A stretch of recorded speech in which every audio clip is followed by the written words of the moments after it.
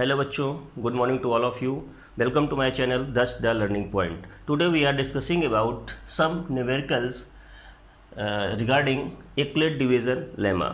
हम लोग Euclid division lemma के रिगार्डिंग कुछ क्वेश्चंस करेंगे। लास्ट लेक्चर में हम लोगों ने SCF निकालना सीखा था, जिसमें हमने ये बताया था कि कैसे दो नंबर्स के हम SCF फाइंड आउट करते हैं। आज हम लोग कुछ टर्म दिए होंगे जिसमें पता करना होगा ये इवन नंबर है, ऑड नंबर है, क्या है, मतलब इंटीजर्स के बारे में आपको क्वेश्चंस कुछ करने होंगे। इसमें आपको रिप्रेजेंट करना है या प्रूफ करना है कि ये इवन है या ऑड है with the help of Euclid division lemma. तो आइए नेक्स्ट क्वेश्चन हम लोग देख रहे हैं। क्वेश्चन है show that every positive even integer is of the form 2q and every positive odd integer is of the form 2q + 1। मतलब यहाँ पे आपसे ये बोला गया है कि दो नंबर हैं, एक 2q है और एक 2q + 1 है। आपको यहाँ पे ये प्रूफ करना है कि ये जो 2q है ये क्या है, एक इवन फॉर्म कर रहा है, इवन नंबर फॉर्म कर रहा है, एंड 2q + 1 क्या है, ऑड नंबर फॉर्म कर रहा है। तो कैसे प्रूफ करेंगे? तो सबसे पहले आपको क्या यूज़ करना है, यहाँ पे यूक्लिड डिवीजन लेमा, मतलब EDL का फॉर्म हम लोग यूज करेंगे। आपको लास्ट लेक्चर में हमने बताया था EDL का फॉर्म क्या होता है। तो सोल्यूशन करते हैं इसका। ये सब मोस्ट इम्पोर्टेंट क्वेश्चंस हैं जो आपके NCERT बुक में भी शायद होंगे, ठीक है। सोल्यूशन इसका कैसे होगा? सबसे पहले according to Euclid division lemma, Euclid division lemma के अकॉर्डिंग क्या होता है, एक फार्मूला हमने पढ़ा था। कौन सा फार्मूला पढ़ा था? फार्मूला था A = BQ + R। Hair R क्या होता था? R कहाँ से कहाँ तक लाई करता था? R > R = 0 and < B। तो सबसे पहले जो आपको इस क्वेश्चन पे वैल्यूज़ दी गई है 2q एंड 2q + 1, उससे हम लोग क्या करेंगे, B फाइंड आउट करने की कोशिश करेंगे। पहले B फाइंड आउट करेंगे। B कैसे फाइंड आउट होगा? तो आपको ये मालूम है कि जो ये क्वेश्चंस दिए गए हैं, यहाँ पे 2q है और यहाँ पे 2q + 1 है। मीन्स यहाँ पे 2q क्या हम 0 कर सकते हैं? यस, कर सकते हैं। तो यहाँ पे 2 B के प्लेस पे क्या आया है, दोनों के प्लेस पे 2 आया हुआ है। तो हम क्वेश्चन से ही फाइंड आउट करने की कोशिश करेंगे B की वैल्यू। B की वैल्यू यहाँ पे क्या है, ये है और ये है। तो यहाँ पे B की वैल्यू हम क्या लिख सकते हैं, 2 लिख सकते हैं। 2 आया हुआ है। ओके, तो सबसे पहले इस क्वेश्चन को सॉल्व करने के लिए हमें यूक्लिड डिवीजन लेमा का इक्वेशन पता होना चाहिए। इसके बाद हमें एडॉप्ट करना है। तो यहाँ पे लिखेंगे, सॉल्यूशन हम करते हैं।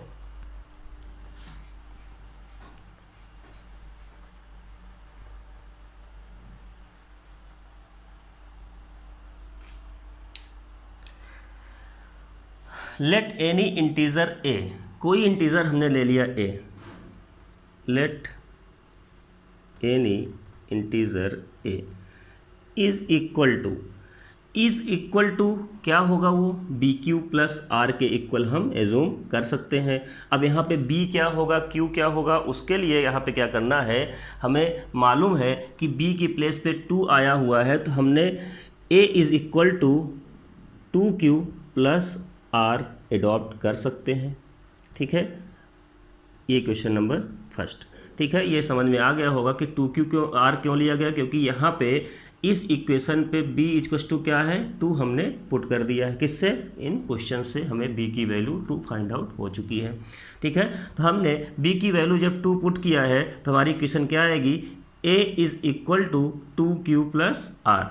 अब हमें कंडीशन है हमारे पास R की वैल्यू क्या क्या हो सकती है।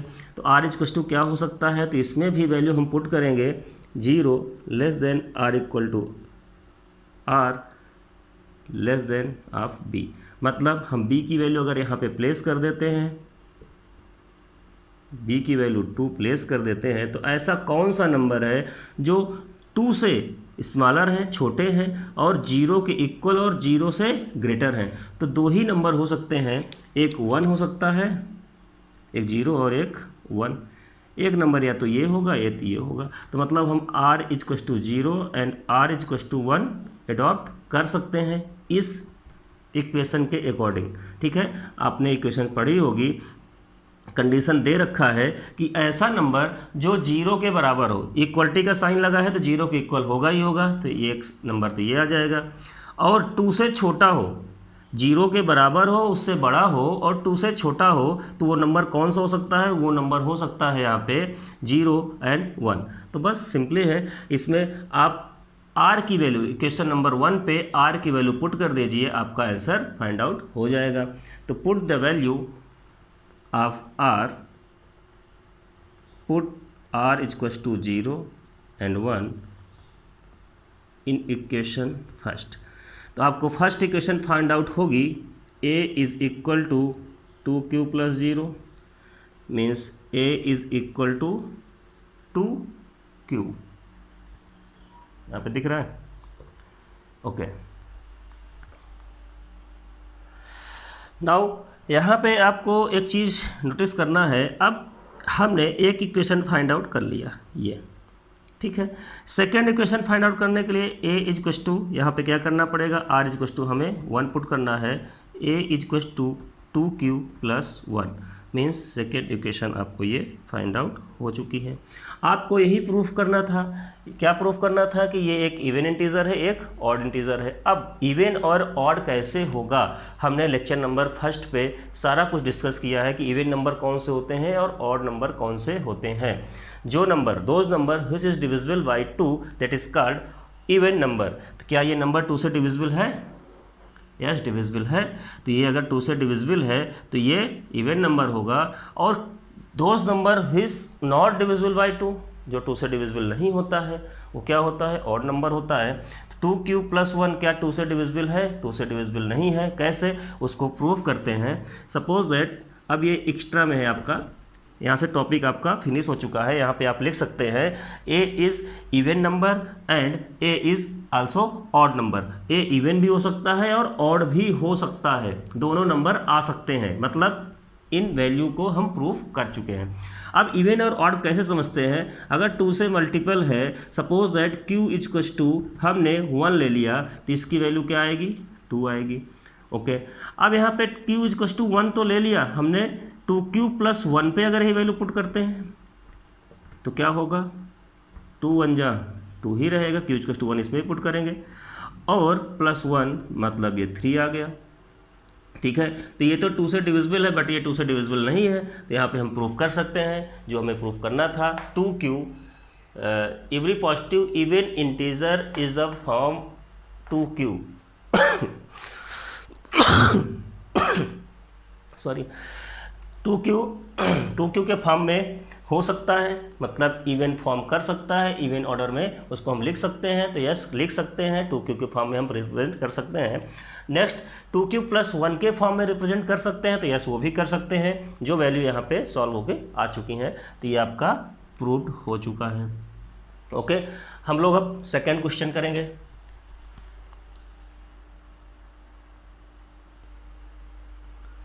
ओके, हमारा सेकंड क्वेश्चन है ये है, so that any positive integer is the form of 3q और 3q प्लस 1 और 3q plus 2 for some integer q। कोई एक इंटीजर है हमारे पास q, इस इंटीजर के लिए हम क्या इस वैल्यू को 3q या 3q प्लस 1 या 3q प्लस 2 के फॉर्म में रिप्रेजेंट कर सकते हैं, ये पूछा गया है। अगर ये एक पॉजिटिव इंटीजर है, q एक पॉजिटिव इंटीजर है, तो 3q प्लस 1 3q प्लस 2 क्या हम इसको रिप्रेजेंट कर सकते हैं? ओके, तो हमें ये प्रूफ करना है। अच्छा, अब इस क्वेश्चन पे सबसे पहले हम टारगेट करते हैं कि हमारे पास जो वैल्यू पूछी गई हैं वो क्या किसी नंबर की मल्टीपल हैं, जो ऐसा नंबर जो सेम हो। ठीक है, तो यहाँ पे बस आपको दिख गया 3q, तो आपको एक इक्वलिट डिवीजन लेमा EDL के अकॉर्डिंग आपको पता है कि हमारी इक्वेशन क्या होती है, a equals to BQ plus R होती है। अगर हम थोड़ा सा ध्यान दें, यहाँ पे BQ प्लस R के फॉर्म में ऑलरेडी लिखा हुआ है। आपको अगर हम इस नंबर को भी हम प्लस 0 कर दें तो आपका आंसर सॉल्व हो चुका पहले से ही। यहाँ पे बस आपको ये देखना है R की वैल्यू 0 1 2 है, इसका मतलब 3 से कम है। तो बस क्वेश्चन से ही सारे आंसर सॉल्व कर सकते हैं। तो यहाँ पे सबसे पहले हम एज्यूम करेंगे solution, let a is a positive integer. a एक कोई पॉजिटिव इंटीजर है। फिर and b is equal to 3। b is equal to 3 कहाँ से हमने अडॉप्ट किया है? आपको इन इक्वेशन में से देखना है कि 3q। तो यहाँ से हमें पता है कि b के प्लेस पे क्या आया हुआ है? 3 आया हुआ है। या आप इस इक्वेशन से सबसे पहले कंपेयर कर लेंगे। कौन से इक्वेशन से? a equal to B Q plus R से जब कंपेयर करेंगे तो आपको b की वैल्यू 3 फाइंड आउट होगी। तो वही b की वैल्यू हम यहाँ पे पुट कर लिए हैं। ठीक है। अब आपको अगर ये एक इंटीजर है जहाँ पे b की वैल्यू 3 है तो हम q के टर्म में एक इक्वेशन बना सकते हैं by using EDL। According to EDL का मतलब समझ रहे हैं आप बार बार, यूक्लिड डिवीजन लेमा। क्या होगा? a is equal to B Q plus r. Okay, यहाँ पे b की वैल्यू पुट करेंगे। b की वैल्यू कितनी होती है? 3q plus r. Equation number first आ चुकी है। अब हमें ये यहाँ पे मालूम है कि r की वैल्यू कहाँ से कहाँ तक लाई करती है? r की value greater than r equal to 0 and less than 3 होगी। क्यों? क्योंकि यहाँ पे हमें मालूम था कि r की वैल्यू ये कंडीशन पे फॉलो करती है, greater than r equal to 0 and less than b। यहाँ पे b की वैल्यू 3 है, हमने b की वैल्यू 3 पुट कर दिया है। तो अब इस कंडीशन के अकॉर्डिंग r की कौन कौन सी वैल्यू हो सकती हैं? r की वैल्यू, एक तो इक्वलिटी का साइन है, 0 हो सकती है। अच्छा, 0 के बाद इससे आगे और 3 से छोटी कौन कौन सी नंबर आ सकती हैं? 0 से बड़ी और 3 से छोटी कौन कौन सी नंबर आ सकती हैं? 1 आ सकता है और 2 आ सकता है। तो बस अब इसी r के वैल्यू इसमें हम पुट कर देंगे, आपके आंसर फाइंड आउट हो जाएंगे। Put r is equal to 0, 1 and 2। तो a is equal to 3q plus 0 and a is equal to 3q plus 1 and a is equal to 3q plus 2। ये आपको रिज़ल्ट फाइंड आउट हो चुका है कि हम किसी भी इंटीज़र को q के फॉर्म में रिप्रेजेंट कर सकते हैं, जहाँ पे q क्या है? q ऑलरेडी एक इंटीज़र है। तो वो आंसर हो सकते हैं 3q plus 1 and 3q plus 2। अगर यहाँ पे 3q प्लस 3 भी होता, 4 भी होता, 5 भी होता तो क्या हो सकता था? इसमें एक लॉजिक है, अगर 3q प्लस 4 हम बोलें तो क्या ये हो सकता है? 3q प्लस 4 नहीं हो सकता है। क्यों नहीं हो सकता है? क्योंकि यहाँ पे आपने एक कंडीशन पढ़ी थी कि जो r की वैल्यू है वो b से छोटी होती है। तो ये b है और यहाँ पे r क्या है? ग्रेटर देन है। तो 3q प्लस 4 यहाँ पे कभी पॉसिबल नहीं होगा। मतलब r की वैल्यू हमेशा 3 से छोटी ही होगी, 3 के इक्वल भी नहीं हो सकती है। क्यों? क्योंकि अगर 2 से आप डिविजिबल करते हैं किसी में, 18 में, 16 में, जो भी है, तो उसमें अगर टोटल वो डिवाइड हो रहा है तो रिमाइंडर आने का कोई बात ही नहीं है। लेकिन अगर डिवाइज़र से ज़्यादा रिमाइंडर आ रहा है तो आप समझ सकते हैं डिवाइजर से ज़्यादा क्या रिमाइंडर आ सकता है? ये पॉसिबल नहीं है। तो यहाँ पे reminder always less than divisor से हमेशा रिमाइंडर छोटा आएगा। ठीक है। तो 3q प्लस 4 यहाँ पे पॉसिबल नहीं था, 3q प्लस 3 भी पॉसिबल नहीं है, क्योंकि डिवाइजर और रिमाइंडर कभी भी इक्वल नहीं हो सकते हैं। तो यहाँ पे 3q प्लस 2 तक ही पॉसिबल हो सकता था। अच्छा, यहाँ पे 4 कब आ सकता है? जब यहाँ 5 होगा, 5q प्लस समथिंग 5 होगा, b की वैल्यू 5 होगी, तो यहाँ पे 5 हो जाएगा। 5 होने का मतलब 0, 1, 2, 3, 4 समथिंग हो सकता है, मतलब 4 तक रिमाइंडर आ सकता है। तो आई थिंक आपको ये कॉन्सेप्ट क्लियर हो चुका होगा कि यहाँ पे केवल और केवल ये वैल्यू लाई कर सकती हैं, 3q plus 1 and 3q plus 2। Okay, note कर लीजिए।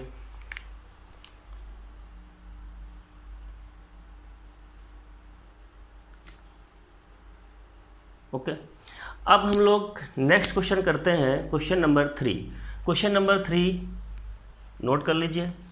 So that question number 3, so that any positive odd integer is of the form 4q + 1 और 4q + 3 where q is some integer. ठीक है, क्वेश्चन नंबर 3 नोट करिए। इस question पे हमें क्या करना है, हमें ये रिप्रेजेंट करना है कि any odd integer, positive odd integer is the form of, कोई एक पॉजिटिव ऑड इंटीजर है वो 4q + 1 के फॉर्म में रिप्रेजेंट हो सकता है और 4q + 3 के फॉर्म में रिप्रेजेंट हो सकता है। तो आपको पहले से ही पता हो गया होगा, यहाँ पे देख के क्वेश्चन जो हमारा लॉजिक था, डिविजिबिलिटी ऑफ 2, डिविजिबिलिटी ऑफ 2 ये था, those number which is divisible by 2 that is called even number. यहाँ पे पूछा गया है ऑड नंबर, तो ये नंबर हमें पहले से पता है कि 2 से डिविजिबल नहीं होना चाहिए। जो नंबर 2 से डिविजिबल होंगे वो इसके आंसर नहीं होंगे, जो नंबर 2 से डिविजिबल नहीं होंगे वही इसके आंसर हो सकते हैं। ठीक है, तो सबसे पहले आपके पास जो दो वैल्यू दी गई हैं उनको हम नोट करते हैं साइड पे, 4q + 1 एंड 4q + 3। ठीक है, अब आपको यहाँ से एक रिज़ल्ट फाइंड आउट होता है। इस कंडीशन को देखकर हम लिख सकते हैं, यहाँ पे b इज सोल्यूशन कर रहे हैं, हमारे पास 4q + 1 और 4q + 3, ये हमें प्रूफ करना है कि ये एक ऑड नंबर है, फॉर्म इस फॉर्म में प्रेजेंट होते हैं। तो यहाँ से आपको अगर देखा जाए तो इन दोनों इक्वेशन से क्या हम रिजल्ट निकाल सकते हैं, a = bq + r, जो हमारी बेसिक इक्वेशन होती थी उससे अगर हम कंपेयर करें तो हमें केवल और केवल b की वैल्यू फाइंड आउट करना है। तो क्या है यहाँ पे bq, q का मल्टीपल क्या है 4 है, तो हम b की वैल्यू फाइंड आउट कर चुके हैं। बस इतना आंसर लेने के बाद हमें ये लिखना है, late a is any odd integer, a is any odd integer and b is equal to 3, then according to EDL, EDL क्या होता है भाई, नया टॉपिक कहाँ से आ गया आप समझ रहे होंगे। EDL का मतलब होता है यूक्लिड डिवीज़न लेमा। पूरा लिखने में बार बार प्रॉब्लम होती है, इसलिए हमने इसको शॉर्टकट में लिख लिया है। ओके, अब यहाँ पे हम according to Euclid division lemma EDL के फॉर्म में हम इसको लिख सकते हैं, a = bq + r। b की वैल्यू पुट कर दीजिए, a = b यहाँ पे 4 है, 4q + r। ठीक है, equation number this is first. अब आप बताइए, अगर हम देखें इसमें r की जो वैल्यू है वो कहाँ से कहाँ तक लाई करती है, > r = 0 एंड b। b का मतलब क्या होता है यहाँ पे 4। तो हम यहाँ पे कौन कौन सी वैल्यू r की ले सकते हैं, r = हम 0 ले सकते हैं, r = हम 1 ले सकते हैं, r = 2 एंड r = 3 ले सकते हैं। क्या ये वैल्यू हम एडॉप्ट कर सकते हैं, तो यस, यहाँ तक ये वैल्यू हम एडॉप्ट कर सकते हैं। r की वैल्यू कितने के वैल्यू आएंगी, 0 1 2 एंड 3। तो अब हम क्या करेंगे, इस r की वैल्यू के इक्वेशन नंबर 1 में पुट करते जाएंगे और आपके आंसर्स फाइंड आउट होते जाएंगे। Put r = 0 1 2 and 3 in equation first. Equation first में हम r की वैल्यू पुट करेंगे, आपको आंसर फाइंड आउट होंगे। यहाँ पे लिखा है a = 4q + 0, a = 4q + 1, a = 4q + 2 and a = 4q + 3। तो आपको क्वेश्चन पे ये बोला है odd integer is the form of 4q + 1, any positive odd integer. हमने a को पॉजिटिव ऑड इंटीजर लिया है, तो a को अगर पॉजिटिव ऑड इंटीजर लिया है तो क्या ये 4q के इक्वल हो सकता है, नहीं हो सकता है, क्योंकि ये तो इवन है, तो हम इसको इस आंसर को अडॉप्ट नहीं करेंगे। ये 4q+1 क्या हो सकता है ऑड इंटीजर? यस, हो सकता है। अगर ये इवन में है, इवन में हम +1 करते हैं तो वो ऑड वैल्यू आ जाती है। जैसे 2 में 1 ऐड कर देते हैं तो क्या होगा 3, और 3 क्या होती है? ऑड होती है। अगर यहाँ पे देखें 4q+2 है, 4q+2 है, इसका मतलब ये भी डिविजिबल है और ये भी डिविजिबल है, कॉमन ले लेंगे तब भी डिविजिबल ही होगा, तो ये आंसर भी इवन होगा। इसको आंसर को हम अडॉप्ट नहीं करेंगे। आपके केवल और केवल ये दोनों आंसर होंगे जो ऑड केस सेटिस्फाई कर रहे हैं। ओके, तो आपके कौन से आंसर होंगे आप यहाँ पर लिख सकते हैं। Hence a is equal to 4q+1 और 4q+3 are the odd integer in this form. Okay, आपका यहाँ से आंसर प्रूव। ठीक है, तो आई थिंक ये आपको क्वेश्चन समझ में आ रहे होंगे इजी वे से।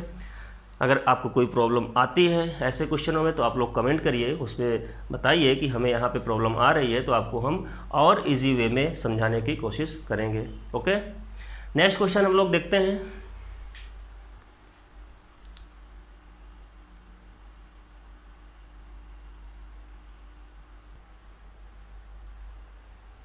ओके, अब ये क्वेश्चन नंबर 4 हम लोग करने वाले हैं। क्वेश्चन नंबर 4 में क्या है?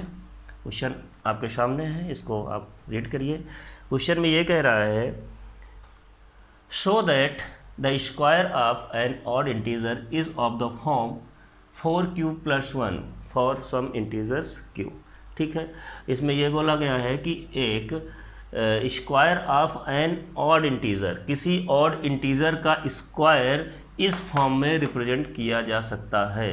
किसी ऑड इंटीजर्स का square of an odd integer. तो पहले सबसे पहले आपको ऑड इंटीजर के बारे में पता होना चाहिए, ऑड इंटीजर है क्या।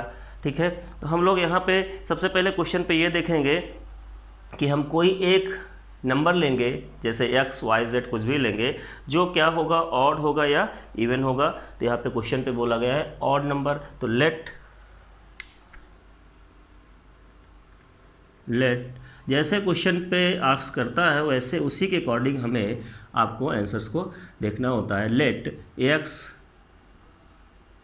Is an odd integer. हमने x को अडॉप्ट किया कि x क्या है, ऑड इंटीजर है। अगर ये ऑड इंटीजर है तो ये किस फॉर्म में हो सकता है? हम लिख सकते हैं x इक्वल टू 2m+1। +1 क्यों लगाया गया है? क्योंकि यहाँ पे अगर हम +1 नहीं लेंगे तो ये वैल्यू क्या हो जाएगी, इवन में हो जाएगी। हमने अभी लास्ट क्वेश्चन में कराया था कि 2m के बाद अगर +1, यहाँ पे 1 की वैल्यू पुट करें, m की वैल्यू 1 पुट करेंगे तो कितना होगा, 1 + 2+1 कितना हो जाएगा, 3 आ जाएगा। तो ये क्या ऑड इंटीजर है? तो यस, ऑड इंटीजर है। हमने आपको ये भी बताया था अगर हम इवन में, किसी भी इवन नंबर में +1 करते हैं तो हमेशा कौन सा नंबर फाइंड आउट होता है, ऑड नंबर फाइंड आउट होता है। तो ये इवन है। इवन ये क्यों है? क्योंकि ये 2 से डिविजिबल है, तो ये इवन नंबर होगा। और इवन नंबर में हम +1 करते हैं तो ऑड नंबर फाइंड आउट होगा। हमने नंबर सिस्टम, नंबर लाइन बनाकर भी सब चीज़ समझाई थी। अब बोला गया है कि इसका अगर हम क्या करते हैं, स्क्वायर करते हैं, तो कर दीजिए। x² is equal to 2m+1 whole square, that is 4m² + 1 + 4m। Okay, इसको अरेंज करते हैं। 4m² + 4m + 1 के फॉर्म में। तो ये क्या है, किसी ऑड इंटीजर का स्क्वायर इस फॉर्म में लिखा जा सकता है या नहीं, ये पूछा गया है। तो +1 है, +1 को हम यहाँ पे ऐसे ही रखते हैं। इसमें हम अगर 4 कॉमन ले लें तो क्या हम m² + m लिख सकते हैं? तो यस, लिख सकते हैं x²।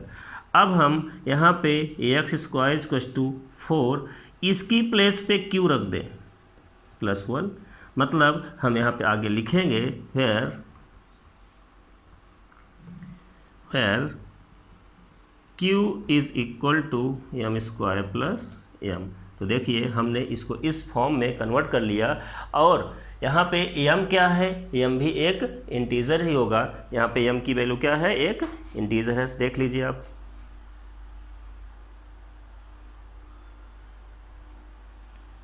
ओके, तो ये क्वेश्चंस बहुत आसान है, थोड़ा सा इसमें आपको लॉजिक देखना है कि पूछ क्या रहा है, करना की स्टार्टिंग कहाँ से करनी है। आपको इन क्वेश्चनों में मेन बेसिक ये होता है स्टार्टिंग अगर आपको मालूम चल जाए कहाँ से करनी है तो सारे क्वेश्चन बहुत इजी वे में हो जाते हैं। स्टार्टिंग यहाँ पे आपको ऑड इंटीज़र लेना था, ऑड इंटीज़र आपने लिया, और ऑड इंटीज़र आपको खुद से बनाना पड़ेगा, ज़रूरी नहीं है एम ही लेना है, आपको यहाँ पे ये भी ले सकते थे, X equal to 2n+1, ax equal to 2p+1। आप फ्री हैं, आप कोई भी अननोन ले सकते हैं, कोई भी अल्फ़ाबेट यूज कर सकते हैं। हम x ना लेके यहाँ पे y ले सकते थे, y इक्वल टू 2q+1, ठीक है। तो आप इसके लिए फ्री हैं, आप कोई भी वर्ड यूज कर सकते हैं, बट q पहले से यहाँ ऑलरेडी आया हुआ है तो आप q अडॉप्ट नहीं करेंगे, क्योंकि बाद में हमें q के फॉर्म में कन्वर्ट करना होगा। तो आप q के अलावा कोई भी अल्फ़ाबेट्स यहाँ पे यूज कर सकते हैं, यस कर दीजिए, टी कर दीजिए, ठीक है। तो यहाँ पे कोई ये डिसाइड नहीं है, किसी बुक में एम दिया है तो आप एम ही लिखेंगे, वहाँ पे आप एन ले रहे हैं। आपका आंसर बस करेक्ट होना चाहिए, करेक्ट का मतलब प्रूवमेंट सही होना चाहिए, PQR ABCD से कोई मतलब नहीं होता, लॉजिक सही होना चाहिए। ओके, तो आप ऐसे इसको कर सकते हैं, नोट कर लीजिए।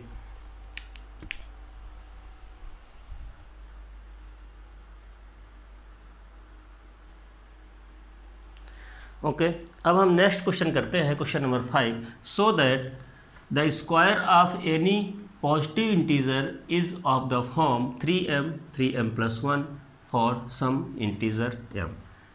अब हमें रिप्रेजेंट करना है कि किसी पॉजिटिव इंटीजर का स्क्वायर क्या होता है, 3m एंड 3m+1 के फॉर्म में रिप्रेजेंट किया जा सकता है।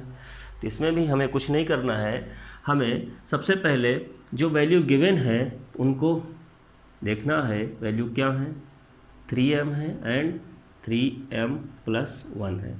आपके पास सबसे बेस्ट लॉजिक है, आपके पास एक EDL का फॉर्मूला है, EDL इक्वल डिवीज़न लेना क्या होता है, A is equal to BQ+R का फॉर्मूला है।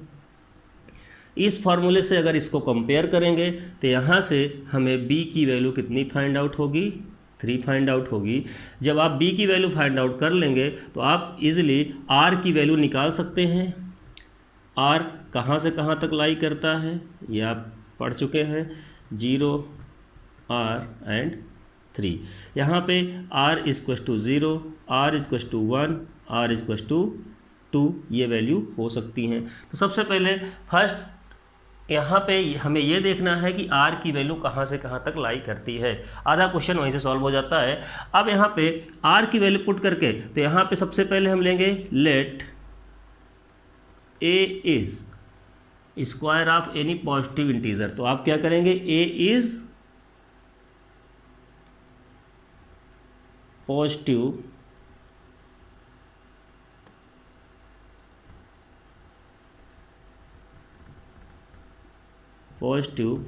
इंटीजर।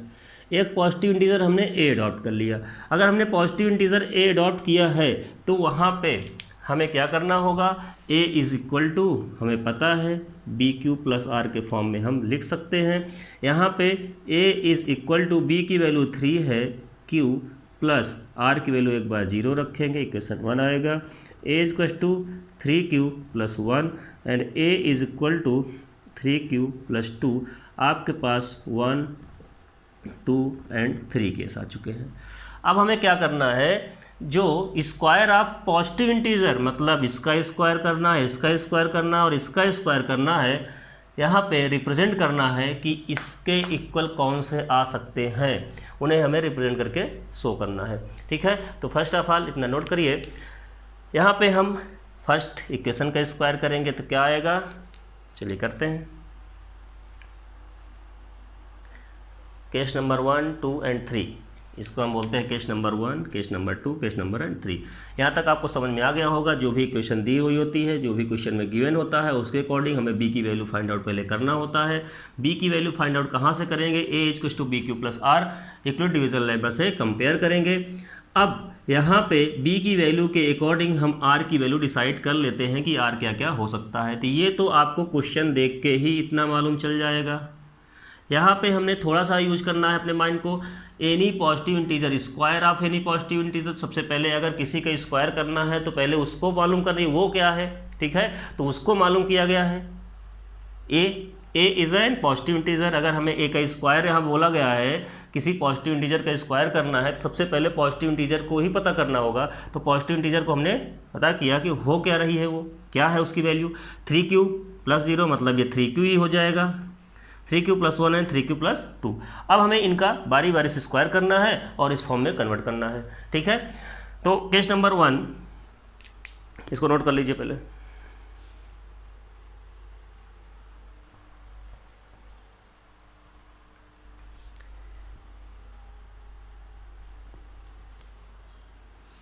ठीक है, अब यहाँ पे क्या करना है, केस नंबर 1 केस में ये देखा गया है a इज़ इक्वल टू कितना है 3q है।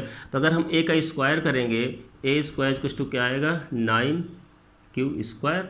9q² का मतलब होता है a स्क्वायर इक्वल टू, यहाँ से एक 3 कॉमन ले लीजिए और यहाँ पे 3q² बचेगा।